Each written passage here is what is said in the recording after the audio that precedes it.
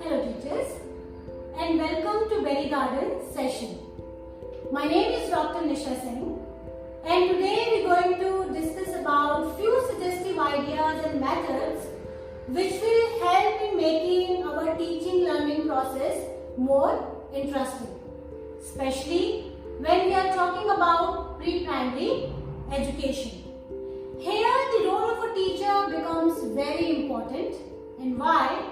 Because we are dealing with small kids. As a teacher, we all know that dealing with small kids is a little challenging. And why? Because their span of attention is very little.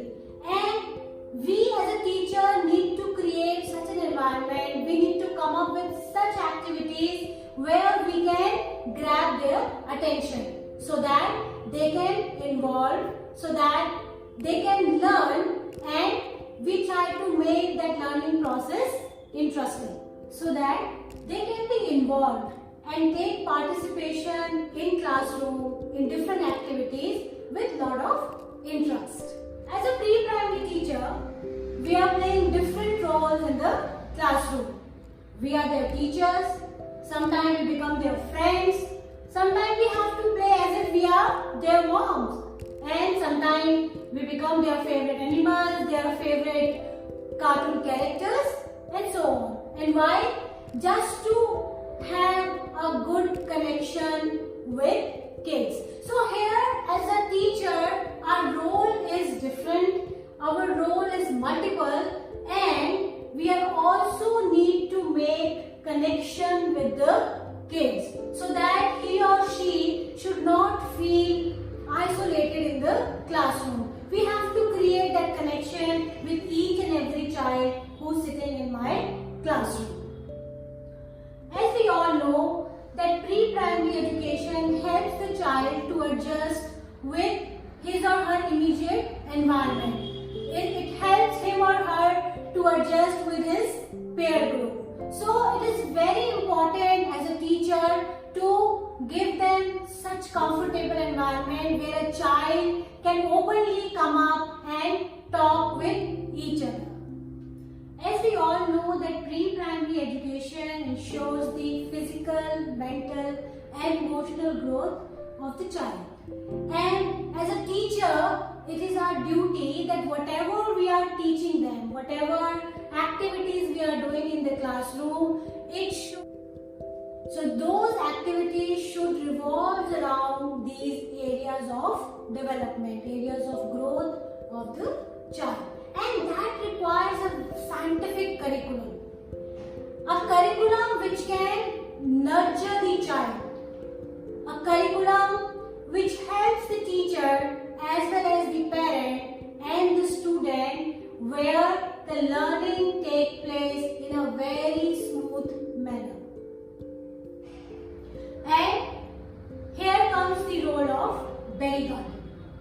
The curriculum of Berry Garden is designed in such a way, the curriculum is a scientific curriculum which is not only helping the child to grow his social, mental and emotional skills, but it is also focusing on the cognitive skills of the child. All the activities of Berry Garden focuses on physical, mental, emotional and cognitive skills development of the child. So now let's understand that what are the different stages of development when it comes to pre-primary education. Development is a process and every child has to go through it. It is a process which involves various skills. Skills like learning of holding things, skills like walking, skills like jumping, skills like grabbing different objects, skills like tying his shoelaces and so on and so forth. And the learning of all these skills are called developmental milestones. Now let's talk about the different stages of development when it comes to pre-primary education. And as a teacher, it is very important, especially when we are pre-primary teachers, it is very important for all of us to understand all these different stages. cognitive development, social and emotional development, speech and language development, physical development, and last but not the least, creative and aesthetic development. And all these development are very important when it comes to teaching learning process of pre-primary group. So let's first understand what is cognitive development. Cognitive development is an intellectual development and it deals with skills like problem solving skills with numbers, decision making skills and thinking skills with reasoning. As a teacher, we must have seen that we all are creating such activities, such games in the classroom where all these skills are required for a child to apply. For example, we give them different numbers, we ask them to place it in an order. Sometimes we show them two different objects and then we ask them which one is bigger, which one is smaller, and so on and so forth. So that they can apply all these skills to those activities and can develop the cognitive skills. The second stage of development is social and emotional development. Basically, in this stage, the child is learning how to have control over his or her emotion. It is the ability to have control over his own emotions and ability to cope with the society or with his peer group. And this can be developed with different activities that we do in the classroom. For example, we are narrating various stories and in those stories there are situations where the child started laughing. There are situations where a child has become sad. So there are different ways of developing this stage. Sometimes we show them different faces. There are faces which are happy faces, there are faces which are sad faces, and the child is able to understand between those emotions. And the child is able to differentiate between these emotions. Now let's talk about the speech and language development. As we all know that as a preschooler, a child speaks minimum 250 words and can able to speak 2 or 3 letter words. Unfortunately, most of us, even as a parent, we complain that my child is a slow writer. We complain that he is not a very fast writer. His writing skills is not very good. But I think here your role comes in. Your role comes in as a teacher. And here we need to educate the parents as well that first let the child understand the importance of language. And you need to educate the parent that first let the child speak. Let him formulate the sentences. Let him formulate his thoughts into language. That is what is very important. Writing is the last part when it comes to speech and language development. So the writing part at this initial level, the level of pre-primary, is not that important. What is important is where a child is able to speak, where a child is able to say his or her thoughts, whatever comes in his mind. Now let's talk about physical development. To develop the fine motor skills, it is important to develop the gross motor skills, which means first you need to make the child allowed to have a proper hand movement, and for that, and that is why we are giving him a free environment to scribble. We give them a big papers, big chart papers to scribble, whether it's through crayons or through pencil, whichever way the child likes. So here I am going to give you a small suggestive idea that how you can develop that gross motor skills of the child.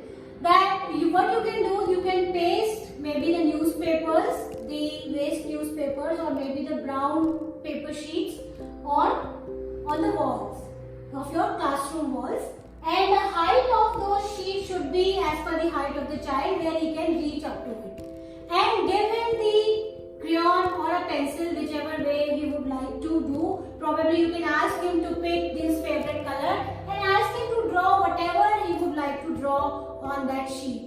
So the more he will do the scribbling or she will do the scribbling, so once the children have the control over gross motor skills, they will automatically have the control over fine motor skills, and that is how they are starting writing on a smaller piece of paper.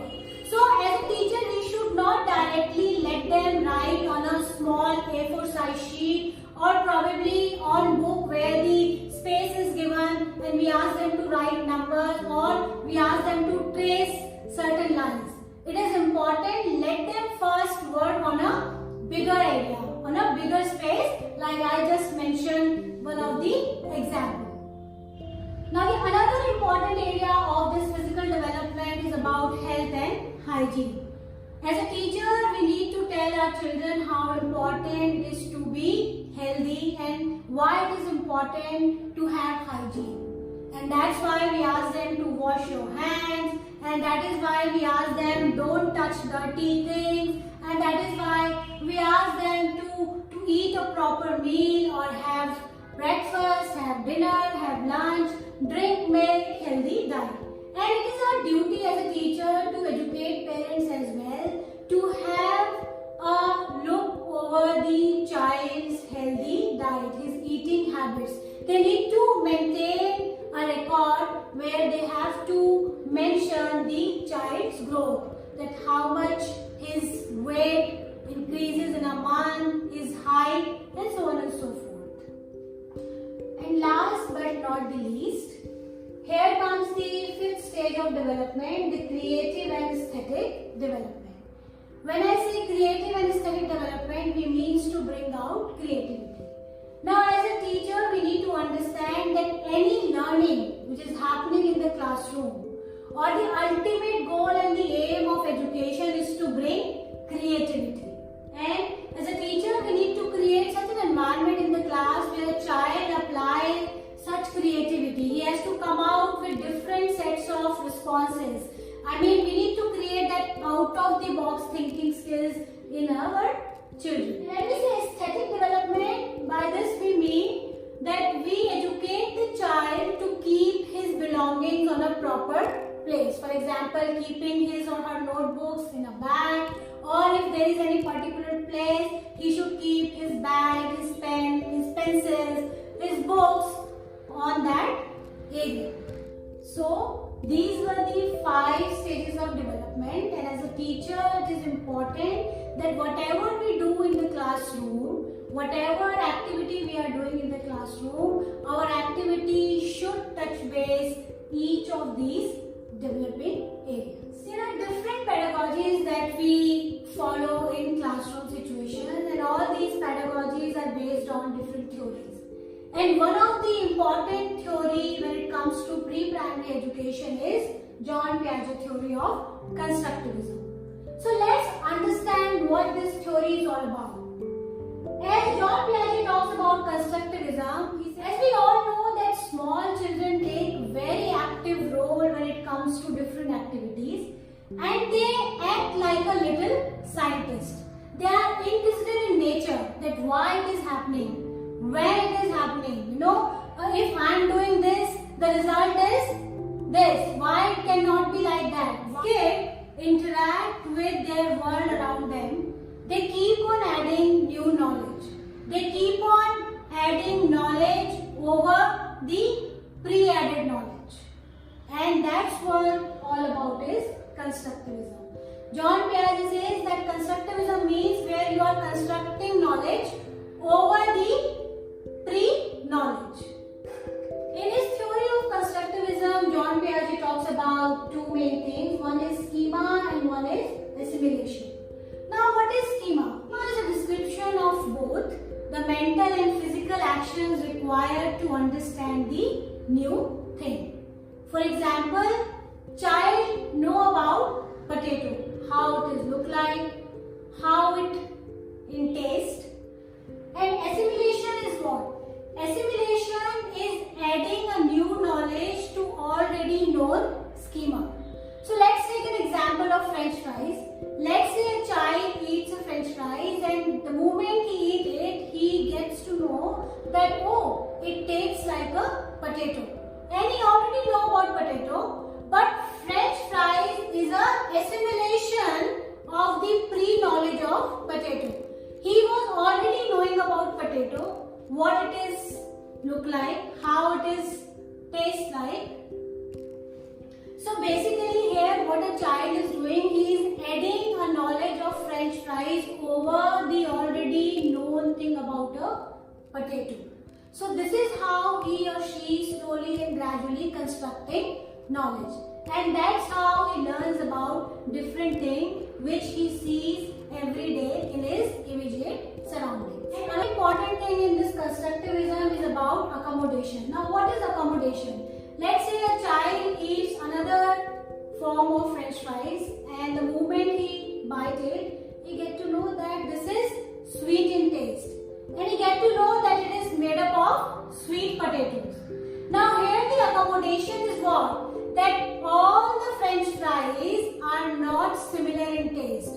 So French fries could be made up of potatoes as well as made up of sweet potatoes. So here he or she is accommodating his pre-knowledge, a knowledge of potato, assimilation of French fries and accommodation of another sets of French fries which are sweet in taste. So here he is able to understand that everything which is looking like a French fries need not to be similar in taste.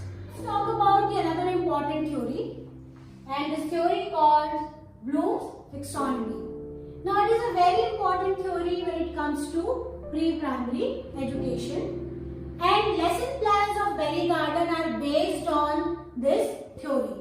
Now let's understand this theory in detail. Now another important theory is of Bloom's taxonomy. Now let's talk about this theory. The ultimate aim and the goal of this theory is to bring the higher order thinking skills in our students. And it is basically divided into 6 levels. Level 1 talks about remembering, level 2 understanding, level 3 applying, level 4 analyzing, level 5 evaluating, and the ultimate achievement is creating, or to bring creativity in our children. Now let's understand how Bloom's taxonomy works when it comes to classroom situation. So we understand by level. So let's say you were teaching number 2 in your last class, and next day when all the kids are sitting in your classroom, you ask them that what they remember from their previous class. The student will say, they come up with different responses. They will say, ma'am, we learned numbers, we have learned number 2. Then you can ask them that, can you write number 2 on a piece of paper? Do you know how to write number 2? Then they will do that. In the third level, you ask them that use that knowledge of number 2 in a different format. For example, you can give them maybe a pieces of papers, maybe you can give them different crayons and ask them that demonstrate number 2 using these crayons. Then probably they come up with different responses. Few will get confused, few will come up while choosing 1 and 2 in their hand and they will say, ma'am, number 2. Then you will ask them to analyze. Then you can show them your 3 fingers and then you can show them your 2 fingers like this and ask them that which hand has number 2. Obviously, they will select this hand, number 2. Then in evaluating, you ask them to justify, means justify, stand with their knowledge that why it is not number 3 and why it is number 2. Because 1 and 2, and we count this 1, 2 and 3. So this cannot be number 2, this is number 2. And then when it comes to creativity, ask them to identify, probably you can ask them that in your body, what body parts are in number 2. So they will analyze, they will see, they will find out, okay, I have 2 eyes, I hands, 2 legs. So this is how Bloom's taxonomy works in a classroom. So the whole idea behind pre-primary education is to initiate, involve and interact. Means that you need to initiate certain tasks in a classroom through various games, through various activities. Involve children. Ask them to take participation. Encourage them to take participation in classroom activities and of course interact. Have a healthy discussion around with students or in classroom, because it is very important. It is important for student to interact with each other, to interact with his or her peer group, to interact with teachers, because the more they will interact, the more they will learn. Let's talk about the another important aspect of pre-primary education, and that is phonics. Now, what is phonics? It involves teaching children to connect with letter sound. As we all know that each letter has different sound.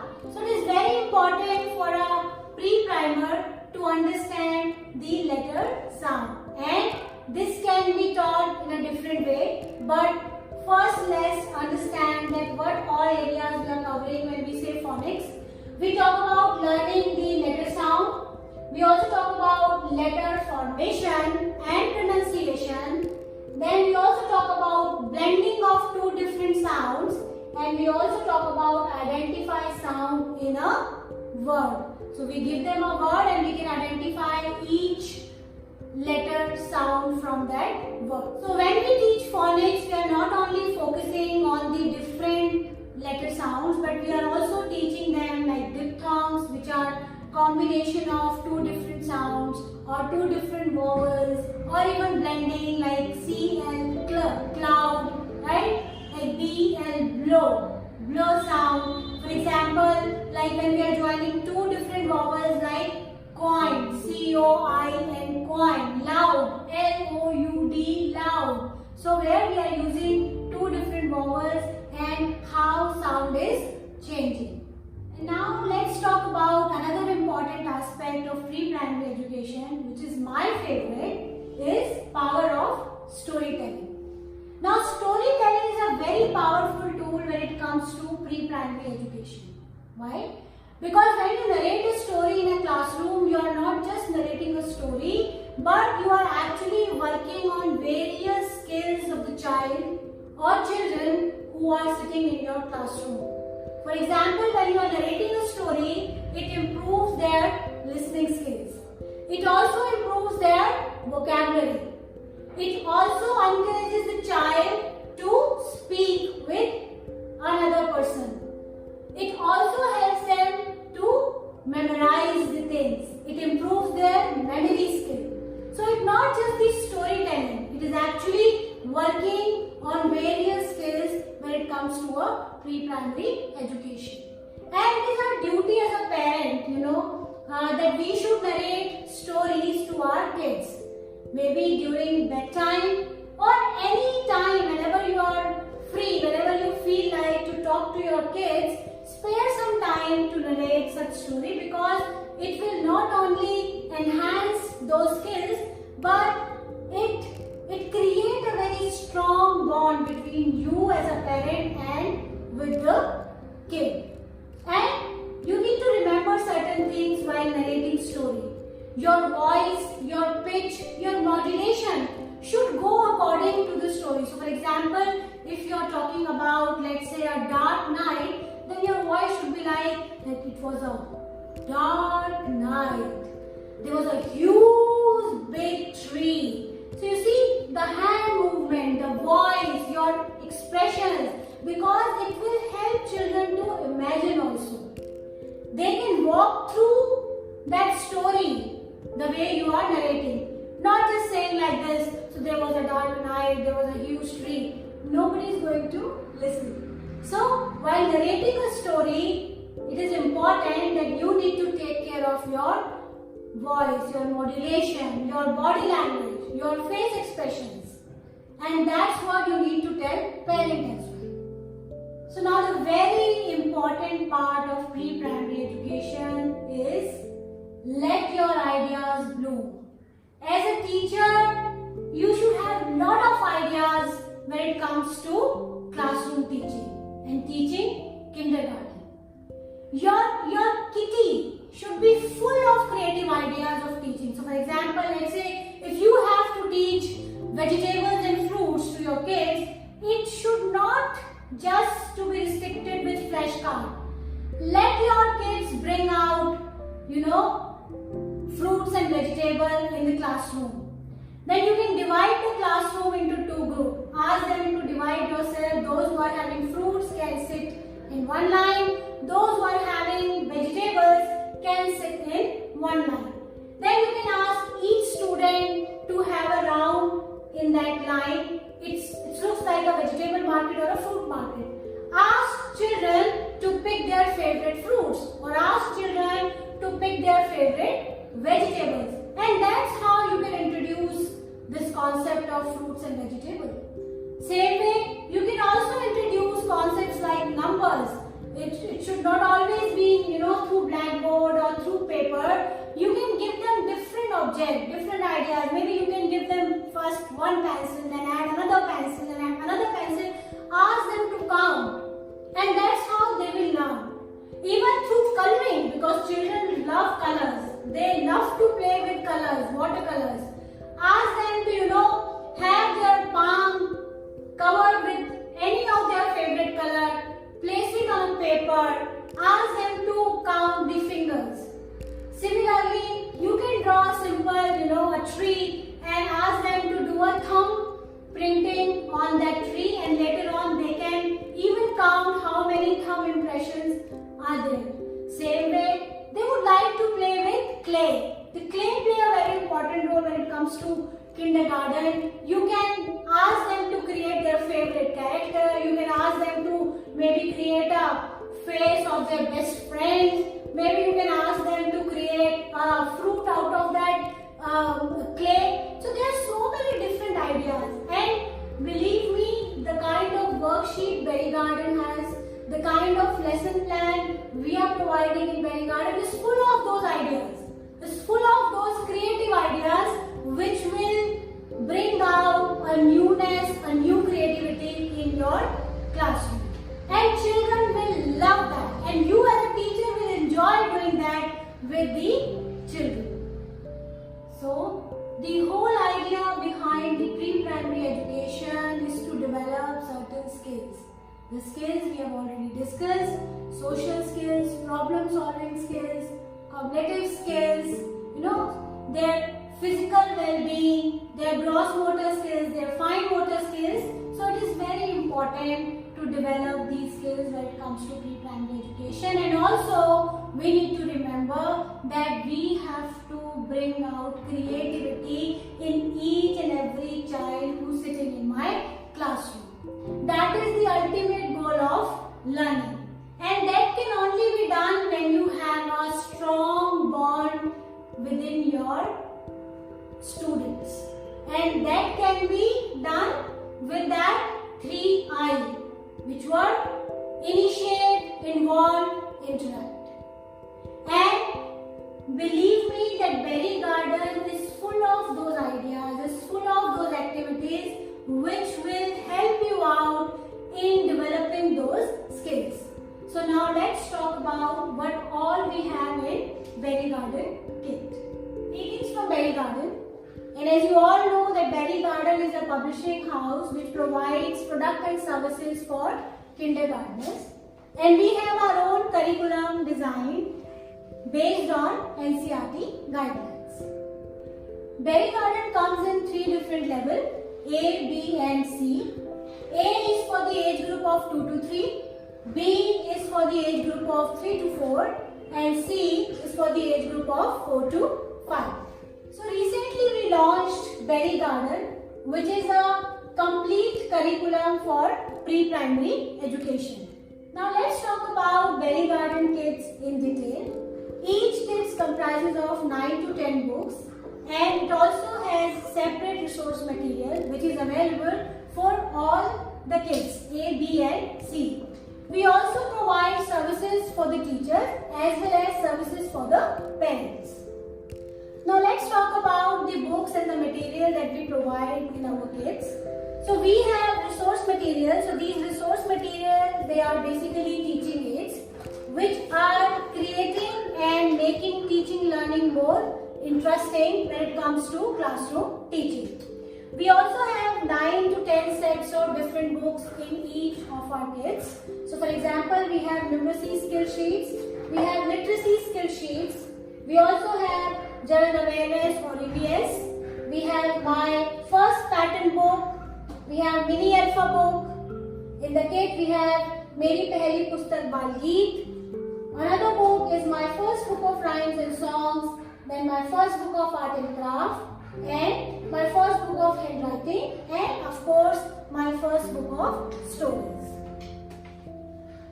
We have also included a report card by the name of Learning Outcome Checkpoint, which assesses each child's topic-wise progress.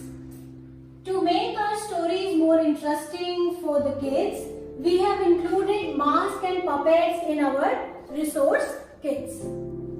Now, to make the story session more interesting, we have also included the puppet and mask of the story characters in our resource kit. And after the successful completion of the curriculum of Berry Garden, there is a congratulations certificate for each child which is also available in the resource kit.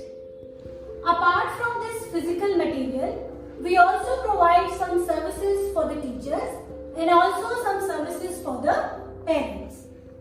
For teachers, we provide a teacher training program and a 150 days lesson plan, which is based on Bloom's taxonomy, so that our teacher will not face any problem while delivering our curriculum to the children.